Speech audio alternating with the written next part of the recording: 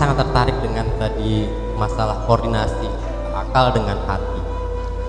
Berkaitan dengan puisi ini, menerima apa adanya. Sesungguhnya kita bisa menerima apa ketika 3 proses kita lewati secara sempurna. Pertama, antara niat, apa yang kita lakukan dan apa yang dihasilkan dari niat itu sejalan. Kita niatnya jalannya A, hasilnya A, itu kita bisa menerima apa adanya. Sebab daripada kita akan kecewa ketika salah satu proses itu berbeda. Ketika kita ingin A, ternyata prosesnya B, ternyata hasilnya C, maka itu adalah kekecewaan. Nah, pertanyaannya simpel Bu ya, bagaimana mensinkronkan antara akal dengan hati dan proses kekecewaan itu kita bisa mencapai rasa terima atau yang disebut tadi ikhlas. Karena ikhlas itu bisa terjadi di awal, bisa terjadi pada prosesnya, atau ketika hasil yang sudah dijalankan. Saya rasa itu pertanyaannya. Terima kasih Bu ya. Assalamualaikum warahmatullahi wabarakatuh. Waalaikumsalam. Gimana pertanyaannya?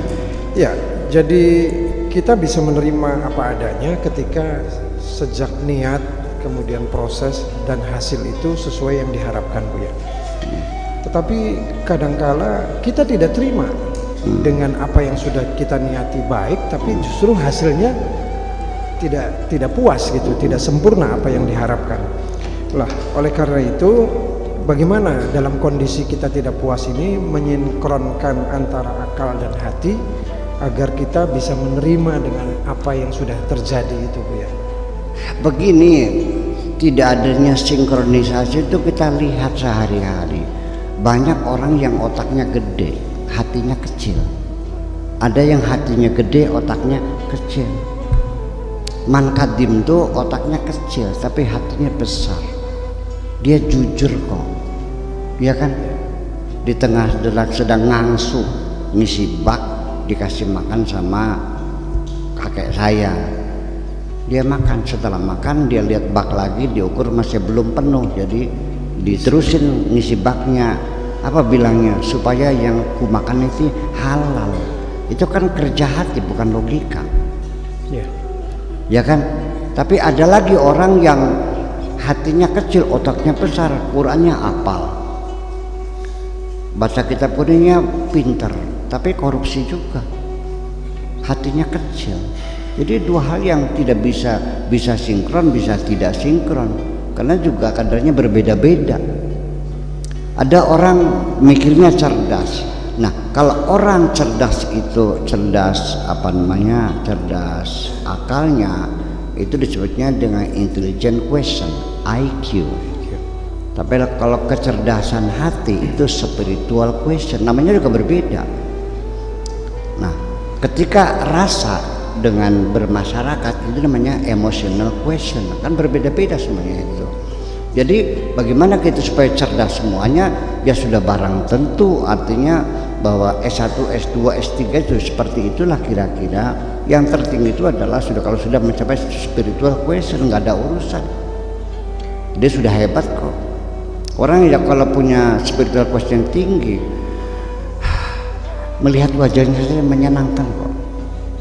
Ketika kita duduk di sampingnya saja merasa nyaman. Itu ada auranya, ada gelombang magnetik yang luar biasa. Kita pernah nggak duduk di kereta api dengan orang yang tidak kita kenal kan? Pernah nggak ada merasa nyaman banget kita ngobrol sama dia, aplak-aplik terus sampai Jakarta aja? Pernah nggak? Iya. Kadang-kadang kita nggak nyaman tuh, pengen pindah aja tuh. Pernah kayak gitu? Pernah. Itu ada gelombang yang berbeda. Nah itu, dan kalau orang sudah spiritualitasnya tinggi, itu dirindukan oleh orang banyak kok. Orang betul-betul pengen ketemu aja. Iya. Pernah merasakan nggak merindukan seseorang yang ya seperti itu? Tapi ada nggak orang yang mukanya nyabelin? Iya. Orang baru datang, kenal juga enggak, lihat mukanya udah nggak senang gitu, kan? Nah itu namanya unitai namanya. Nah kalau yang menyenangkan gitu kan namanya uni kembang namanya itu. Jadi itu adalah refleksi dari kehalusan jiwa seseorang itu pada akhirnya. Jadi artinya bahwa maksud saya sinkronisasi itu ya tetap kita lakukan. Kita tuh udah, yang namanya usaha sempurna nggak pernah kita sempurna, tapi kita terus berupaya supaya sinkron gitu antara hati dan pikiran dan perasaan kita itu sinkron, ya kan? Dan ternyata akhirnya logika ini fungsinya adalah sebagai regulator. Kalau kita menanyakan sesuatu, ini benar atau tidak benar, ini layak atau tidak layak.